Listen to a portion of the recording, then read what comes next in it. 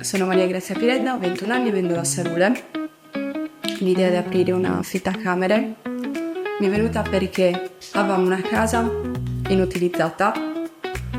Abbiamo notato che il turismo interno stava aumentando e che non c'erano strutture adeguate anche per il ricevimento. Abbiamo pensato di utilizzare quella casa, di ristrutturarla e di farci un'affittacamere.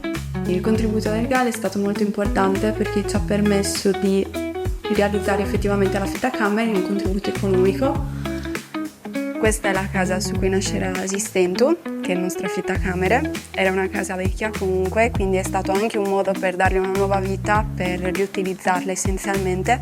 Il nostro paese, come molti altri paesini della zona, purtroppo soffre anche dello spopolamento. Il fatto che si stiano aprendo anche queste nuove attività è un buon segno del fatto che comunque non si vuole abbandonare il paese.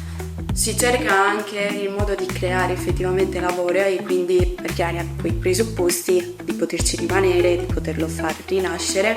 Mi credo molto nella valorizzazione del territorio.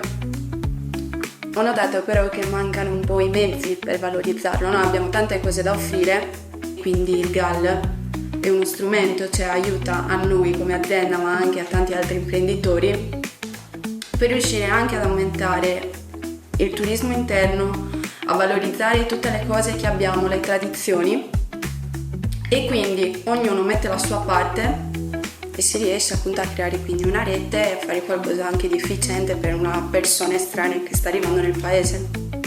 È stato molto utile avere un finanziamento da parte del GAR perché altrimenti non avremmo avuto neanche i mezzi per poterlo realizzare.